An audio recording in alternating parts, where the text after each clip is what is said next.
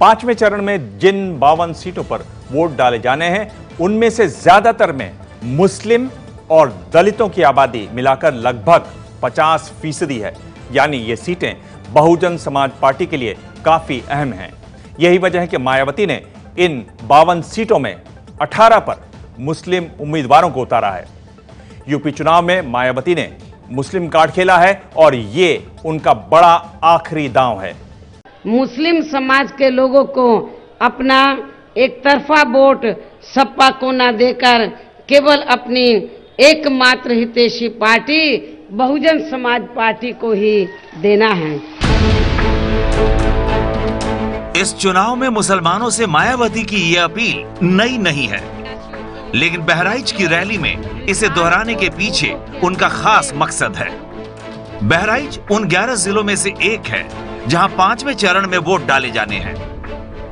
इस चरण की 52 सीटों के लिए मायावती ने कुल 18 मुस्लिम उम्मीदवारों को मैदान में उतारा है, जबकि उसके मुकाबले में समाजवादी पार्टी और कांग्रेस गठबंधन के सिर्फ 10 मुस्लिम उम्मीदवार हैं। मायावती के 18 उम्मीदवारों में से 14 गोंडा, बहराइच, बलरामपुर, श्रावस्ती, सिद्धार्थनगर और संत कबीर नगर में हैं। ये वो सीटें हैं जहां मुस्लिम मतदाताओं की संख्या अच्छी खासी है और खास तौर से बलरामपुर जहां 38% मुस्लिम आबादी है। इसके अलावा बहराइच में 36% और सिद्धार्थनगर में 30% मुस्लिम मतदाता हैं। यही वजह है कि मायावती ने पांचवें चरण में अपना आखिरी दांव खेल दिया है। पूर्वांचल में आते आते उनका ट्रेडिशनल वोट थोड़ा सा कमजोर होता है, तो अपने आप को मजबूत करने के लिए और वो दावेदारी में रहें, तो इसलिए उन्होंने मुसलमानों को ज्यादा उम्मीदवार बनाया।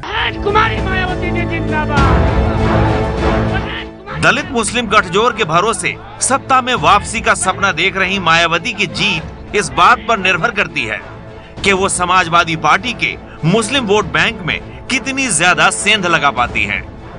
उनकी ये रणनीति काम करती दिख रही है।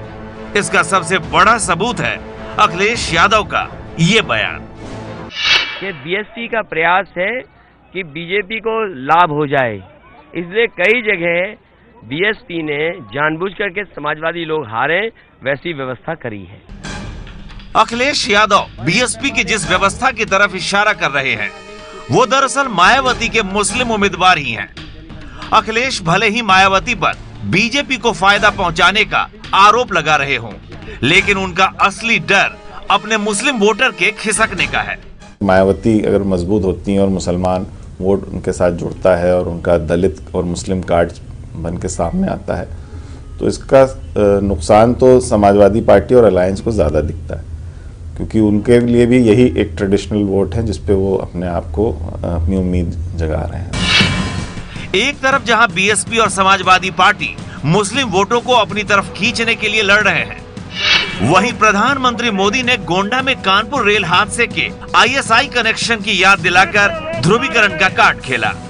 अभी कानपुर में रेल अकस्मात हुआ, उसमें कुछ लोग पकड़े गए हैं।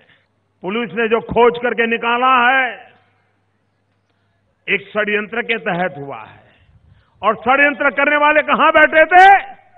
सीमा के उस पार। अगर यहां ऐसे लोग चुन करके आएंगे जो ऐसे लोगों की मदद करेंगे, तो मेरा गोंडा सुरक्षित रहेगा क्या?